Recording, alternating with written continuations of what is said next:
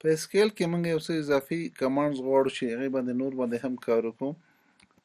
نو موږ سره په لومړی کریټ ډیټابیس کمانډ باندې موږ ډیټابیس جوړو. هغې نه وروسته نوم ورکوو. هر نوم چې تاسو ورکوئ سمیکالن ضرور دی. دې سره ځان عادت کړئ. البته په ځم فارم کې درنه سمیکالن نه غواړي، خو بیا بل چېرې ته کار کوئ سمیکالن نه بغیر به ستاسو کویري نه چلېږي. سمیکالن ورکړئ. کریټ ډیټابیس نوم، دې سره به ډیټابیس جوړ شي. شو ډیټابیس په دې باندې به ستاسو کمپیوټر کې څومره ډیټابیسونه چې دی به ټول درته ښکاره کړي. او یوز بیا هغې نه وروسته د یو ډیټابیس نوم، دا به یو ډیټابیس ته تاسو چې هر یو ډیټابیس غواړئ هغې ته به ور داخل شئ. کله چې ډیټابیس ته داخل شوئ بیا تاسو هلته په هغې کې ټول ډیټابیسونه کتلی شئ. دغه انټیجر فلوټ وغیره وغیره دا که تاسو چېرته یو اټریبیوټ جوړوئ یا په یو ټیبل کې یو کالم ورکوئ د هغې کالم ټایپ ورته ښایي چې ما سره ډیټا ټایپ به څه وي، انټیجر به وي، فلوټ به وي، ډیسیمل به وي، کریکټر به وي، څه به وي.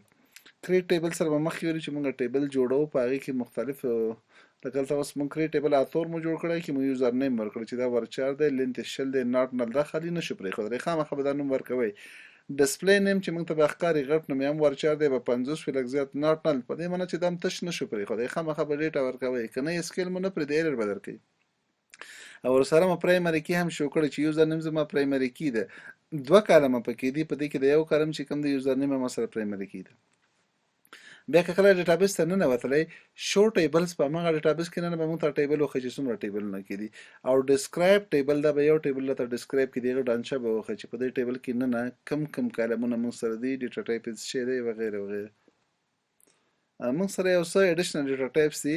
ډیټ به راته د کمپیوټر نه ډیټ وښیي چې دا کمپیوټر نه کم ډیټ دی هغه به واخلي. ټایم هم د کمپیوټر ټایم اخلي. ټایم آی چې کوم دی یو فنکشن دی تبعی راځي دا فارمټس اخلي چې آورز، منټس، سیکنډ، هغې نه وروسته ملي سیکنډ دا هم اخلي.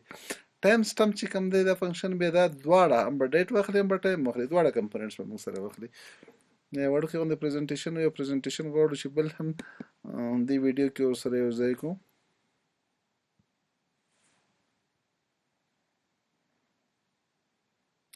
دویم چې کوم پریزنټیشن موږ سره دی هغه هم وګورو. راځو ډیټابیس لیکچر ته.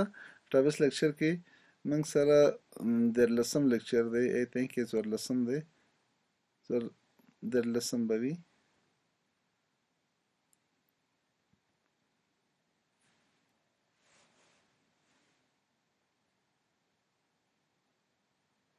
ډېر ښه. 13 لیکچر خلاص شو. په دې کې موږ سره یو څه ډیټا ډیفینیشن دی پارت 2. په دې کې موږ سره یو څه ایکسترا کمانډ دی. ډراپ ټیبل آرټیکل دا به موږ سره یو ټیبل به راته له منځه لرې کړي. ډراپ په دې معنی چې هغه ډانچې هم ختمه کړه.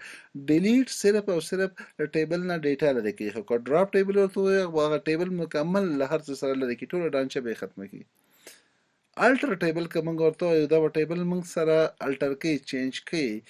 add references small integer موږ یو څه پکې دې ټیبل کې اضافه کړه، ریفرنسز مو پکې اضافه کړه، هغه ته مو ډیټا ټایپ هم ورکړه small integer. دا معنی چې هغه د ټیبل ډانچه بدله شوه. مخکې که 15 کالم اوس په 6 وي، که مخکې 6 اوس په 9 وي. همداسې زه وایم چې الټر ټیبل اتور رینیمیکل لیکچرر، دې نه وروسته به اتور بیا لیکچرر ښکاري موږ سره.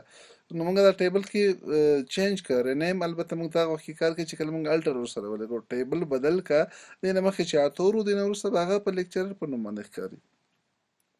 بله کویري موږ سره د الټر ټیبل آرټیکل موډیفای هم موږ تاسو استفاده کولی شو. ټایټل چې کوم دی مخکې 50 اوس ورچار هغه 80 که سایز یې بدل که سایده. نو موږ ټیبل موډیفای کولی شو، موږ ټیبل الټر کولی شو، موږ ټیبل چینج کولی شو. دغه 3 قسمه تغییرات پکې موږ راوستلی شو.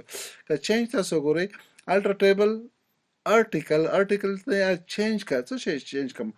ټاپک په کټګوري باندې مخکې ټاپک و، د نه وروسته به نوم کټګوري وي او ورچار 30 هغه لینت به 30 وي، یعنې 30 نه زیات کرکټر موږ نشو ورکولی. نو موږ سره د الټر موږ ویلې، موډیفای موږ ویلې، چینج موږ ویلې. خو هر یو نه مخکې ټیبل نه مخکې به الټر لګوئ، د هغې نه وروسته ټیبل وروسته به یا چینج لګوئ یا به موډیفای لګوئ سایده، خو مخکې به الټر خامخا به لګوئ. که زه وغواړم چې یو کالم ورنه لرې کړم الټر ټیبل آرټیکل ډراپ کالم ټاپک نور هغه ټیبل ارټیکل به وي خو چې کوم ټاپک کالم دی دا کالم به ورنه لري شي په دې معنی چې موږ ټیبل جوړ کړی وو خو یو کالم ورنه لري که او که زه هم چې الټر ټیبل ارټیکل ډراپ ټاپک نو ما سره دغه چې کوم ټیبل دی کې او ټاپک به بیخي ورنه لري شي صحیح ده داسې هم زه کولی شم چې ټاپک ورنه لري کړم داسې هم کولی شم ډراپ کالم ټاپک یا ډراپ ټاپک زما به دواړه کار وکړي صحیح ده کالم سره اپشنل دی که کالم ولیکو یا ونه لیکو